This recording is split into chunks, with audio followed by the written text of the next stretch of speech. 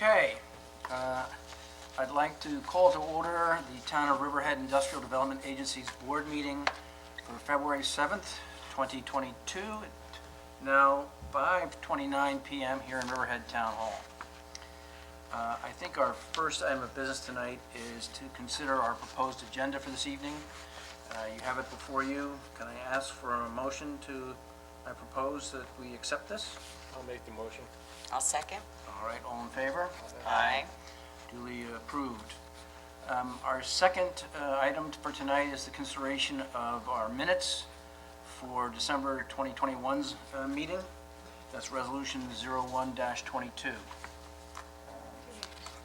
Yes, you're right, the two meetings for December 2021. May I propose that we accept these? I'll make the motion.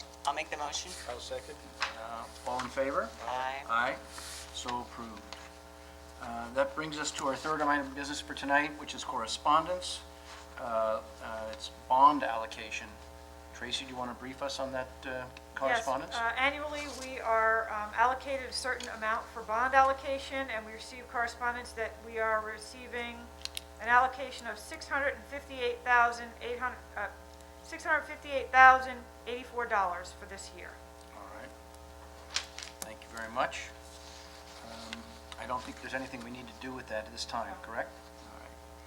All right. That brings us to our next item of business, which is the treasurer's report. Tony, would you lead us through that? Okay, the balance in the People's United Bank checking account as of January 31st, 2022 is $26,808.71. We have in the money market account the amount of $110,000 was transferred from the operating to the money market on January 10th, 2022. Interest earned was $6.63.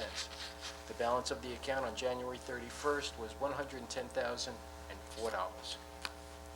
Revenues for the month of January 22nd included interest earnings of $52.27, annual compliance fees of $9,050, late pilot fees of $1,760.86, and a credit memo issued for $250 for a pilot splitting fee not utilized. Expenses for the month of January 22nd is $20,450.22. Okay. And I would like to propose that we accept this report in resolution 02-22. Do I have a motion? I'll make the motion. I'll second. All in favor? Aye. Aye, so moved. That brings us now to committee reports. There is no audit committee report tonight, nor a finance committee, but there is some comments from Lori on the governance committee. Yes. So the governance committee met twice since our last board meeting on December 16th and January 5th. At the December meeting, the committee discussed the need to address the resignation of Bob Kern as a board member, as an IDA board member due to his election to the town board. We entered executive session to discuss a contractual matter, and we reviewed the taxable status of John Wesley Village and Lenape Associates. At the January 5th meeting, the committee entered into executive session to further discuss the contractual matter, and no other business was conducted at that time.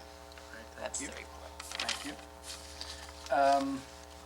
I guess it wouldn't be a bad time, since Lori just mentioned Bob's resignation, that I guess we do owe a great deal of thanks and a fond farewell to Tim Hubbard, who has served this board as town board liaison for many years, and we wish him well in his new duties on the town board, and at the same time to welcome Bob, of sorts, having moved to the town board and has now been tasked with becoming our town board liaison. So welcome to Bob, and many thanks for years of service on the IDA as well, Bob. Thank you. I tried. Um, That brings us now to old business. And Aye. let's see, Okay. this would be, Tracy, old business?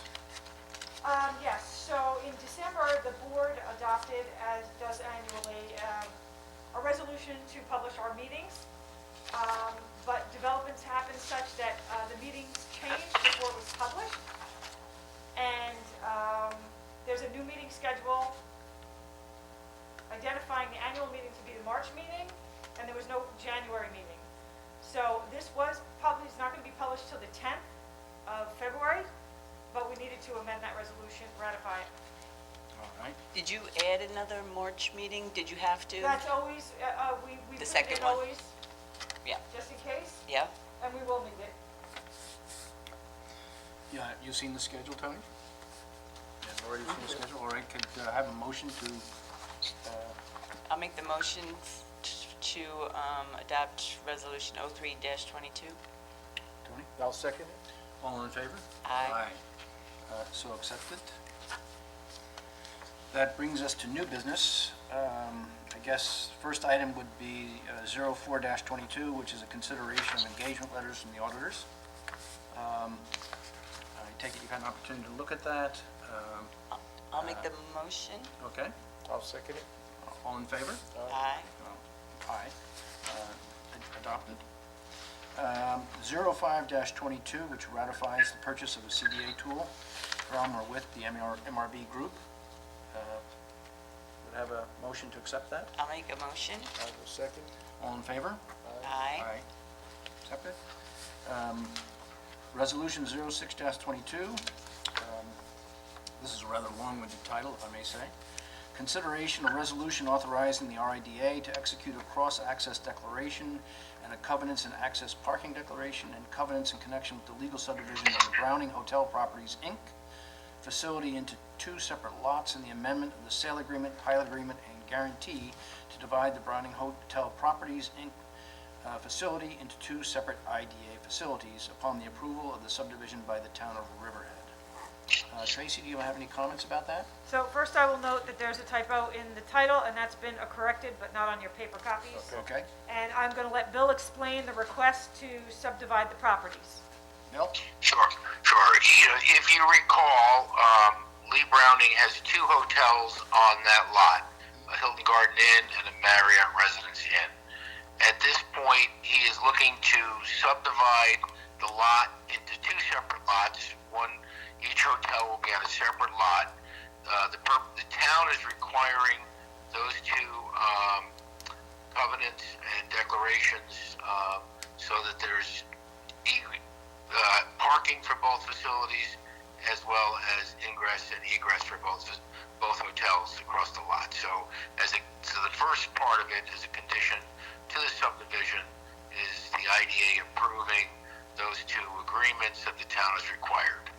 Once the subdivision's in place, and they hope to have it by the end of this month, the IDA projects, instead of being two projects under one lease agreement, will have to have two separate lease agreements, one for each hotel.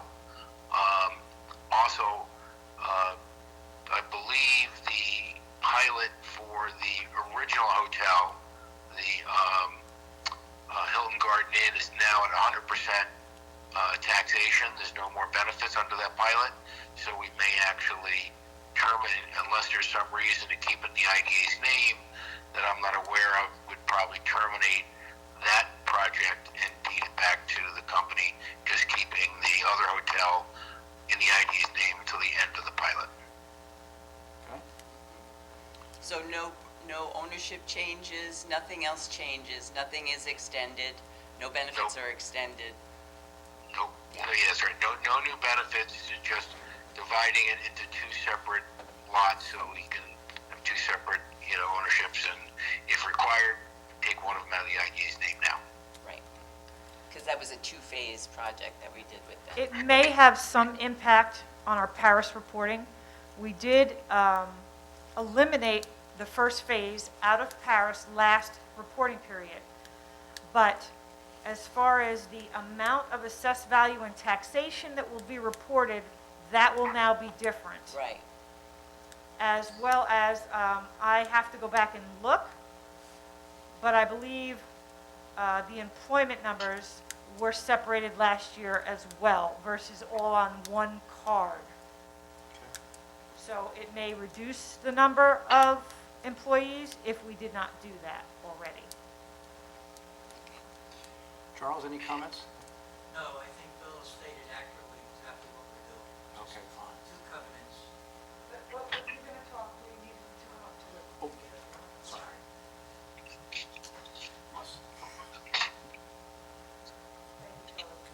Charles Cuddy for the applicant. No, Mr. Weir stated accurately, we're just having two cross easements, really, one for parking and one for access, so that each side has equal treatment. And that's all we're really doing.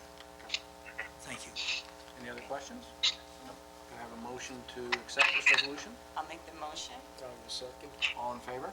Aye. Motion is Sorry, who motioned? I did. Lori. That brings us to Resolution 07-22 to ratify authorizing notifications to John Wesley Village LP regarding the pilot payment for the 2021/2022 tax year. Any comments, Tracy? I think we kind of know No, this. we've done this the last 2 years as a result Okay. of the erroneous taxation and how it complicates the pilot payment. Has there been any further motion with the town in terms of trying to resolve these So errors? this litigation has been resolved in favor of the client. It's a matter of them getting refunded. So at this point, they're out that $798,000. So that's out of our hands as far as when they get refunded. When they get refunded, then we'll have to do calculations to rectify any jurisdiction that needs amending. But at the moment, we're not aware of the town's actions in terms of actually repaying. I believe it's in the county's, it's the county's responsibility to refund the Oh, money. is it? Okay. Oh, even I'm though... having trouble getting a specific Even answer though, on that. even though it was our assessor's action that, Correct. okay. So, Yeah, could I, under The the Suffolk county County takes Tax the Act, whole- yeah, Suffolk County reimburses for tax cert cases and then gets reimbursed from the town and the school district. So it would be, Tracy's correct, any reimbursements would come first from the county. but just as a matter of clarification, Bill, because I forget when I might have reviewed this, was the action by John Wesley against the town or against the county for those monies? I believe it was against the town, but I'm Okay. not. That is correct. The action was actually against Okay. the town and the agency. Okay, Because it was the town assessor Yeah. whose actions precipitated this. okay. Yeah.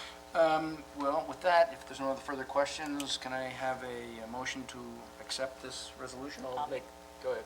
I like the motion. I'll second. All in favor? Aye. Motion accepted. That brings us to Resolution 08-22, ratifying, similar topic, ratifying authorization notifications to Lenape and Doctor's Path Apartments regarding the pilot payment for the year 2021/2022. Same story, Tracy? Sort of. Yeah. This project, and Bill, if you want to discuss it, you can. Yeah, so if you recall, we discussed this actually at the second board meeting in January, at the Zoom meeting. Before the closing, we found out the assessor, even though there was still a year left on the pilot, had put this property back on the tax rolls. So now with the new deal, it's coming back off the tax rolls, but the amount of the tax bill that they're receiving is almost double the pilot, even though the pilot amount even went up. We doubled our pilot from like 34,000 to 72,000. The tax bill was 122,000. So as we discussed at that meeting, and we memorialized in the document, but we want to come back and just get ratification, they will receive 100% credit for the pilot bill for this tax year because they're paying full taxes, and there'll be some left over for credit for the next pilot. And then, so it's really just making them whole, so they will have paid what they agreed to pay for our extended pilot for 2 years. And luckily Tracy found out literally at the 11th hour that the assessor had put it back on the tax rolls and a tax bill had been issued. I Okay. just want to add to that, in negotiating the pilot agreement, the client agreed not to bring an Article 78 against Correct. the town and take this credit for payment in lieu of an Article 78 lawsuit. So All right, the agency did that to benefit the town. okay. And with that, if there's no further questions, I'd like a motion to accept this resolution. I'll make a motion. I'll second. All in favor? Aye. Motion carried. That brings us to the Executive Director's Report. What do you have for us today, Tracy? What I have for you today is, I forgot my executive director's report.